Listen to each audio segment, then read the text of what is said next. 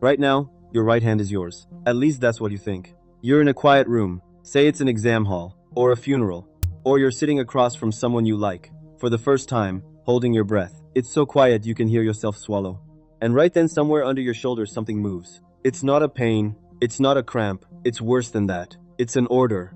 It climbs up the back of your neck. Your arm wants it, your throat wants it. You don't. But your body already took the vote and it didn't invite you. You fight it. You clench your jaw. 1 second. 2. The pressure swells, freezes between your teeth, and it snaps. Your arm jerks into the air, or a sound tears out of your throat. Short, sharp, a sound that isn't yours. Every head in the room turns. And in that 1 second of relief, you fill up with something other than shame. Something colder. I didn't do that. So who did? A scene just played in your head. I know the one. The famous swearing disease. That guy from the movies. Obscenities flying out of his mouth at the worst possible moment. Forget him. You're remembering it wrong. Everyone is. Only about 1 in 10 people living with Tourette's ever has that symptom. Sometimes fewer. So that cliche sitting in your head doesn't even cover 10% of the real thing. The movies lied. You believed them. The truth is quieter. And that's exactly what makes it worse. Because it's familiar. A blink. A head snapping to one side. A sniff. A throat clearing. Again. And again. And again. A small HM sound. A shoulder jumping. An eyebrow going up. Coming back down. You could walk right past someone on the street and never notice. That person may have spent the entire day holding it behind a curtain, just to look normal in public. All you ever see is the last frame. And here's the cruelest part. The more attention it gets, the stronger it gets. Stress feeds it. Exhaustion feeds it. Someone whispering please, not now, makes it more likely to happen right then. Attention is gasoline on this fire. Keep that somewhere in the back of your mind. It's going to mean something to you in a minute. Because the cruelest thing you can say to that person is, why don't you just stop? Like stopping is a choice. Like if I told you to hold your breath, you could hold it forever. Go on, hold it. Let's see who wins. You or your chest? And people stare. On the bus, in line, in the middle of a classroom. First, it's curiosity. Then discomfort. Then that cold silence. Nobody has to say a word. They think they're looking at a malfunction. What they're actually looking at is their own body. Out loud. Because this isn't a spasm. It's not muscles firing at random. And it is definitely not a brain breaking down. Science calls it a premonitory urge. Fancy name, simple meaning. The tic announces itself before it arrives. Like a splinter under a fingernail. Like a sneeze parked in the bridge of your nose. Waiting. Like that invisible thing wedged between your teeth that you cannot get out with your tongue and it is driving you insane. It's an itch. And the tic is the scratch. Which means the tic isn't the punishment. The tic is the relief. Sit with that for a second. Your body sends you an order. You never gave it. And the only way out is to obey. Notice you just checked whether your own shoulder twitched. It hadn't even crossed your mind until I said it. Subscribe. From now on, you're going to notice. And noticing is not going to be as comfortable as you think. Dead center in your skull, just under an imaginary line drawn between your ears, there's a handful of cells. They're called the basal ganglia. Nobody has ever thanked them for anything. And right now, while you're listening to this sentence, they're stopping hundreds of movements on your behalf. Think of them as a permit office. Every second, your brain files hundreds of applications. Move your finger. Turn your head. Say that word. Stand up. Look at that person. Frown. The forms land on a desk, and the clerk at that desk stamps almost every single one of them the same way. Denied. Denied. Denied. Thousands of times a day.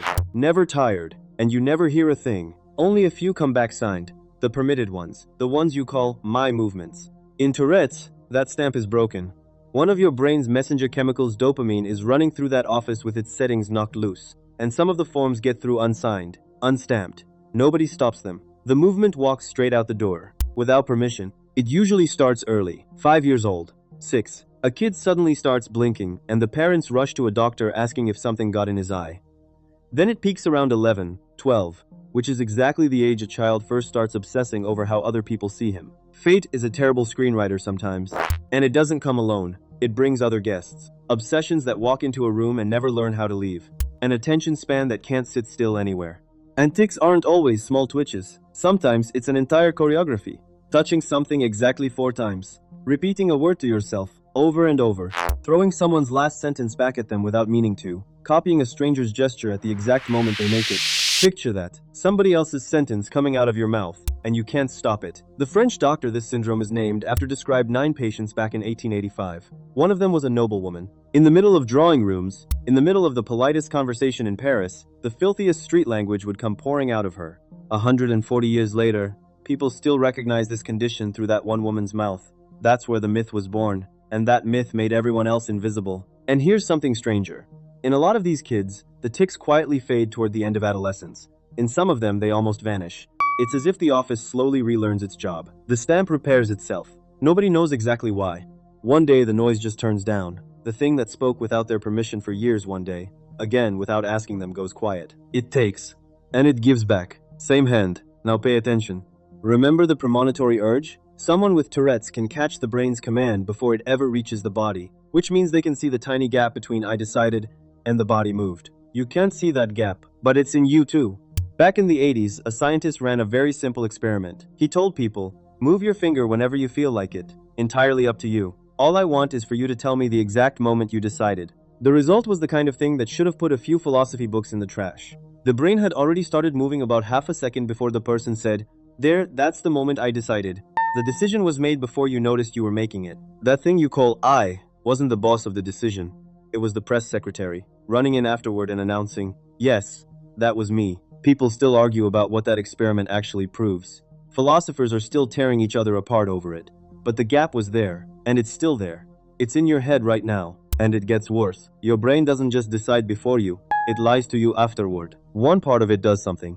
And the conscious you, the one with no idea why, instantly manufactures a convincing reason. I did it because of this. Confident, relaxed, and usually completely invented. You're not the author of your decisions. You're the editor who shows up after the fact and rewrites the script backwards. And that editor is a very good liar. I was going to call this a loss of control. Wrong. Let me say it properly. You never had control. To lose it, you'd have to have owned it first. Look at it that way. And someone with Tourette's isn't a patient. They're a witness. The only one who can see behind the curtain. The rest of us just write M.E. across it in big letters and sleep like babies. Now, I'm going to make you do something. You don't have to. You already are. You're blinking right now. Because I said blink. You got conscious of it for a second. Maybe you even held it. Then your eyes stopped listening. Let go. Blinked. Did you order that blink? You're breathing. Before this video started, were you running your breathing? No. Something else was. Now you'll take a few breaths by hand. Then you'll forget. And that something will quietly take the wheel back. You just swallowed. The second you heard the word swallow, your throat moved. I said it. Your throat obeyed. So where exactly were you in the middle of that? Your eyes jumped across the screen a moment ago. Before you decided to look. You shifted your weight, adjusted the way you're sitting. You didn't order that either. Maybe your brow furrowed. You never even knew. You blink around 15 times a minute. Since this video started, that's hundreds of times. How many do you remember? One more. Since you heard me say throat clearing, is there something in your throat? There wasn't. I said it. Now there is. Your brain filed that form without waiting for your signature. That's it. That's the whole thing. The only difference with someone who has Tourette's is that they can see the machine you're ignoring. Your body makes hundreds of decisions a second without you. Your heart. Your pupils widening and narrowing to the light of that screen right now, and you have no idea. Your fingers moving across the glass.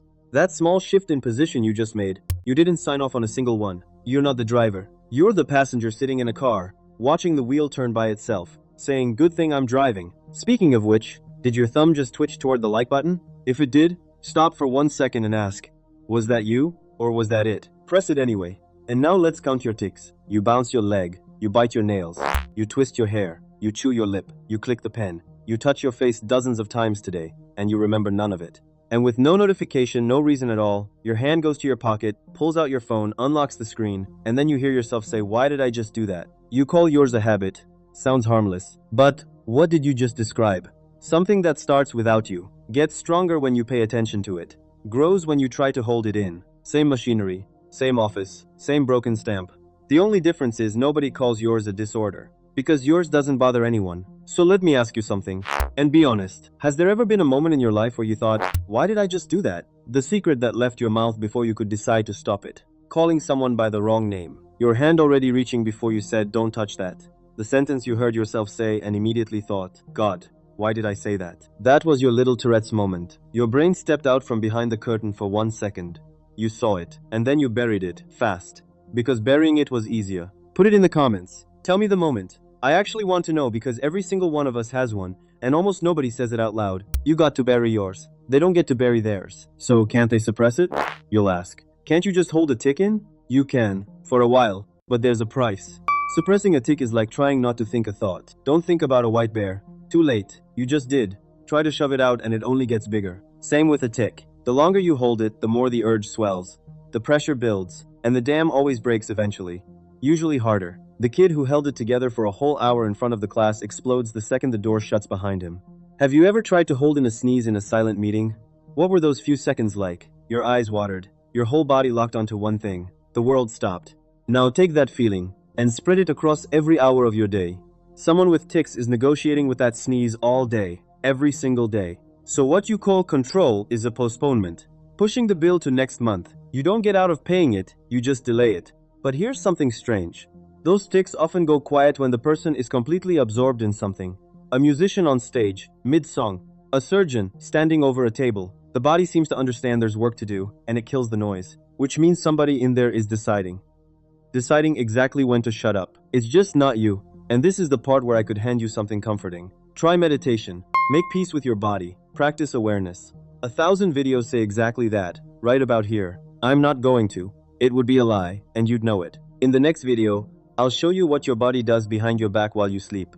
The part of you that you think is awake is the part you control the least. Now look at your hands. You don't own your body, you're just its most frequent guest.